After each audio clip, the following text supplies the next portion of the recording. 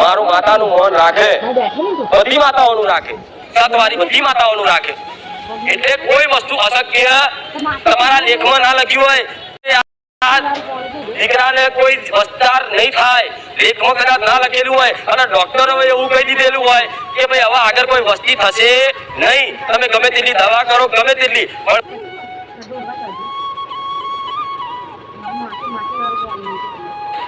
અને મારો જગતમાં એક જ ઉદ્દેશ છે કે જેમ હું સોલંકી પેઢીની કુળની માતા છું, કુળનો દેવો છું, એવો દરેકના ઘેર મારા જેવી કુળની માતા બેઠી છે.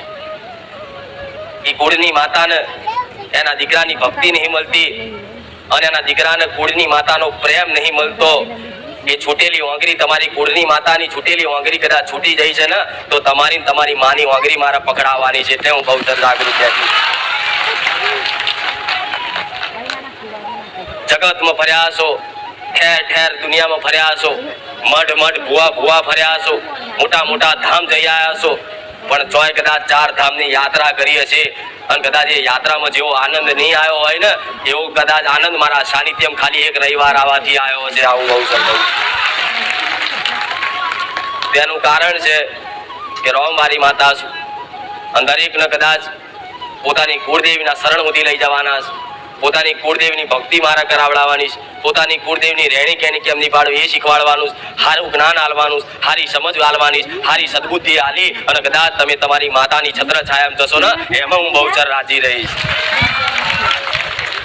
કહેવાય છે જગતની બધી માતાઓ એક જ કહેવાય, ચાહે ચામુંડા હોય, બહુચર હોય, અંબે હોય, કાળકા હોય, પહાણવટી હોય કે સતી હોય કે મેલડી હોય, કહેવાય છે બધી માતા એક જ, રૂપ અનેક છે. તો તમારા ઘેર ચામુંડા હશે ને એ જ હું બહુચર છું, હું આવું બોલું છું. પણ અલગ અલગ નોમથી અલગ અલગ પેઢીઓમાં હું માતા અલગ અલગ નોમથી અલગ અલગ દીવામાં બેઠી કે જેથી પોતપોતાની ભક્તિ પ્રમાણે પોતાની કુળદેવીની ભક્તિ કરી, આશીર્વાદ પ્રાપ્ત કરી અને જગતમાં કદાચ સુખ અજવાળા તમારી આવનારી પેઢી મળે એના માટે કદાચ 12 મહિને આઠમના નિવેદ કરો. હું આવું બહુચર બોલું છું.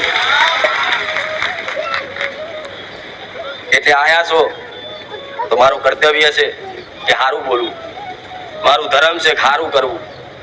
પણ આયા છો તો સારું બોલીશ, આશીર્વાદ આલીશ, તમારા દરેકના દુઃખ દૂર થાય એવી આશા રાખીશ. તમારા વતી મારા ભગવાનને કગરીશ કે મારા દુખિયારાનો દુઃખ મને મેલડીને જોયું નહીં જતું. હું સોલંકી પેઢીની, હું બહુચરના ખાતાની, ઉગતા પોરની, હું રોમવાળી મેલડી.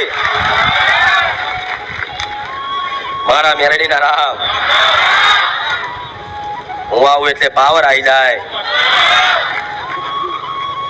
મારા નામથી એક હેત બંધાયો છે કે મેલડી, પણ જગતની મેલડી મૂકી અને તમારા મુખે મારું પુખાર મેલડીનું નામ આવ્યું હોય તો મારા વાલા ભક્તો બન્યા છો, મારા પ્રિય બન્યા છો. એટલે તો રાત દાડો તમારી ચિંતા કરું છું. એક ભાવિક એવો નહીં હોય કે જેણે મને મેલડીને યાદ કરી હશે, મને સોલંકી પેઢીની માતાને યાદ કરી હશે અને પરવારમાં હું મેલડી ના આવી હોય એવો એક ભાવિક નહીં હોય. ગમે તે સમયે, ગમે તે ચોઘડિયાએ, સવારે, બપોરે, હોજે, અડધી રાતે, ગમે તે જગ્યાએ યાદ કરી, જો તમારા મોબાઈલના ટાવર નહીં આવતા હોય એવી જગ્યાએ યાદ કરીને તો મારું મેલડીનું ટાવર પકડીને આવીશું માતા. એટલે મારી પર એક વિશ્વાસ જાગ્યો છે કે આ છેલ્લું સ્ટેશન કહેવાય પુખાર મેલડી. બારેજાની ઓળખ થઈ જઈ, પેઢીની ઓળખ થઈ જઈ, પેઢીની માતાની ઓળખ થઈ જઈ, આવો એક વિશ્વાસ બંધાઈ ગયો ને એવું કહું છું, તમારો વિશ્વાસ નહીં તૂટવા દઉં સોલંકી પેઢીની માતા. પણ જગતમાં એક કહીશ, રહેણી ગહેણી નીતિ નિયમનું ધર્મ છું. જેવી મારી વસ્તીએ મારી ભક્તિ કરી, જેવી મારા દીકરાએ મારી ભક્તિ કરી, જેવો મારા દીકરાએ મારી પ્રત્યે ભાવ રાખ્યો એવો કદાચ ભાવથી મેં જગતમાં એના તો પ્રમાણ આલ્યા, મારી વસ્તીને પ્રમાણ આલ્યા, બારેજા ગોમને પ્રમાણ આલ્યા. પણ બારેજા ગોમ નહીં, પણ આજ ગુજરાતનો ખૂણો એવો બાકી નહીં કે જો મારું મેલડીનું પ્રમાણ ના મળ્યું હોય. ગુજરાતની વાત છોડો તો ભારતનો કોઈ એવો રાજ્ય બાકી નહીં હોય કે જો મારું પુખાર મેલડીનું કદાચ પ્રમાણ ના મળ્યું હોય. હું મેલડી આવું બોલું છું. અને એનાથી વિશેષ ભારતની વાત છોડી દો તો દેશ દુનિયામાં કોઈ એવો દેશ બાકી નહીં કે જો મને ખુખાર મેલડી ના ઓળખતા હોય. આવું મેલડી કહું કે તમને એક વાતની નવાઈ લાગશે. અમેરિકા, લંડન, ચાઇના થી તો કઈક લોકો ભાવિકો મારા વિડીયો જોવે છે ને કદાચ ત્યાંથી મોનતા કરવા આવે છે. પણ એક વાતની નવાઈ લાગશે, પાકિસ્તાનમાં મારા ભાવિક બની જાય હું મેલડી આવું કહું. અને વાતથી કદાચ જો જુઠ્ઠું બોલતી હોય ને તો મારો રોમ મારું સત લૂટી જાય. પાકિસ્તાનમાં બેઠેલા હિન્દુઓ હોય ને જે કદાચ દેવી શક્તિને ભગવાન માતાજીને માનતા હોય એવા પાકિસ્તાનમાં બેઠેલા હિન્દુઓનો તે મારા સેવકો પર ફોન આવે કે અમે પાકિસ્તાનથી બોલીએ છીએ, મેલડી માતાને અમને શોખ પાસ કરે. તો એક બારેજા ગામમાં બેઠેલી માતા, એક મારા દીકરાની વસ્તીના ઘેર કદાચ દીવામાં બેઠેલી માતા, એક નાની પાટલી પર બેઠેલી માતા આખા જગત દુનિયામાં કદાચ પ્રમાણ સાબિત કરતી હોય તો તમારી ભક્તિથી, તમારી કુળદેવી તમારા ઘરમાં પ્રમાણ કેમ ના હાલે? હું મેલડી આવું બોલું. મારી વસ્તીના ભક્તિથી, રેણી કેણીથી, નીતિ નિયમથી, મારા બોલ પાડવાથી જો કદાચ આવી સોલંકી પેઢીની માતા હું કદાચ જગતમાં આવા પ્રમાણ આલી શકતી હોય આખા દેશ દુનિયામાં, તો ખાલી એક તમારી ભક્તિથી, તમારી કુળની માતા તમારા ઘર પૂરતું પ્રમાણ કેમ ના આલી શકે? હાલક નહીં, પણ તમને તો તમારા ઘર પૂરતું પ્રમાણ મળતું નહીં કે માતાજી અમારી ઘેર શક નહીં, એવો અહેસાસ થતો નહીં કે અમારી ઘેર માતા સાક્ષાત છે. આજે મારી વસ્તીના ઘેર કદાચ આવો ને અને અડધી રાતે કદાચ મારો મઠનો ઉમરો ચડો ને તો સાક્ષાત બેઠેલી હું મેલડી દેખાવું. આજે મારી વસ્તીને કદાચ પાણી પીવું હોય, મને માતાને કદાચ ભોણું કદાચ મોડું મૂક્યું હોય ને તો કઈક વાર કોનમાં આવીને કહી જાય ભોણું વહેલું ધરાવવાનું રાખો, મને ભૂખ લાગે છે. મારે જે ખાવું હોય કદાચ મારી વસ્તીનો ભાવ ચેક કરવો હોય ને તો મારા દીકરાને કહું કે લાય આજ મારા હાથર સફરજન કેરા લઈ આવજે, તો મારો દીકરો મારા હાથર સફરજન કેરા લઈ આવે. અને એનાથી વાત નિવેજોની તો વાત જુદી છે કે ઝારના ખીચડો કે કોઈ લાપસી, કોઈ ચોખાનું નિવેદ, આ નિવેદ દેવી શક્તિને ધરાવતા હોય, પણ હું તો મારી વસ્તીમાં એ માતા બેઠેલી છું. મારા દીકરા જોડે કદાચ પીઝા ખાતો હોય ને તો હું પીઝા માગું, હું એ મેલડી છું. મારો દીકરો કદાચ ઘરમાં કદાચ મારી વસ્તી મેગી બનાવે ને તો હું એ કહું કે મને મેગી હાલું, મેગી ખાઈશ. આ મારો વાલ છે, આ મારો પ્રેમ છે. જેવું મારી વસ્તી ખાય એવું હું મેલડી ખાઉં. જેવો મારી વસ્તી મારો ભાવ રાખે ને એવો હું ભાવ રાખું. તો તમારા ઘેર તમારી માં જાગતી જ બેઠી છે, બસ તમને અહેસાસ નહીં થતો. અહેસાસ એટલે નહીં થતો, તમે કદાચ દીવો જ કરો છો, દીવાને જ માનો છો, પણ દીવામાં બેઠેલી માતાને માનતા તમે ખાલી દીવા કરવા ખાતર જ કરો છો. દીવામાં બેઠેલી માતાને માનતા જો તમારા ઘેર તમારી પેઢીમાં, તમારા મઢમાં જો તમારી માતાજીની દીવાબત્તી થતી હોય અને તમને કદાચ એવું લાગતું હોય કે માતા શક નહીં અને અહેસાસ કરવો હોય ને તો ખાલી એક મનમાં વિશ્વાસ કરી લો કે અમારા ઘેર અમારી ચામુંડનો દીવો થાય છે ને એટલે અમારા ઘેર ચામુંડા સાક્ષાત બેઠી છે. એક મનમાં ગોઠ બાંધી લો, ખાલી એક દીવો કરો. હું એક અગરબત્તીમાં કદાચ જાગૃત બની જતી હોય, ખાલી મનથી ખાલી યાદ કરો ભાવ વગરનું કે ખુખાર મેલડી મારા આટલું કામ છે, આટલી વાતે હલવાયો છું, માં મદદ કરજે, મારી અરજી સ્વીકાર કરજે.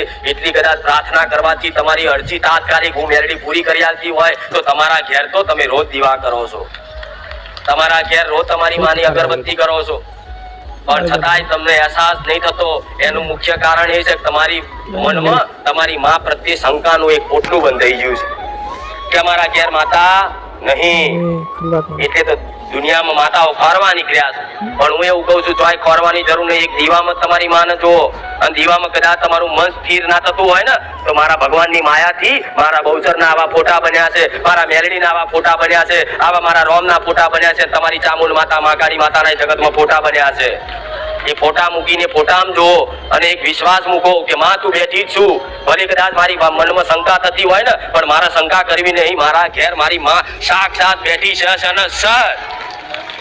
આ એક કદાચ મગજમાં ગોઠ બાંધી દો ને કે સાક્ષાત બેઠી છે તો તમને ઓટોમેટિક એવો ભાવ પ્રગટ થશે, એ ઓટોમેટિક એવો ભાવ પ્રગટ થશે કે લાય માતા જો ઘેર સાક્ષાત બેઠી છે ને તો આપણે ખાઈએ છીએ તો એવું માતાને ખવડાવીએ. આપણને ભૂખ લાગે છે તો એવી મારી માને ભૂખ નહીં લાગતી હોય તો તમે કદાચ ઘેર દાળ ભાત શાક પૂરી રોટલી બનાવશો ને તો તમને ભોણું ધરાવવાનું મન થશે કે લાય મારે એકલા નહીં ખાવું, પેલા મારી કુળદેવીને ધરાવું પછી ખાવું.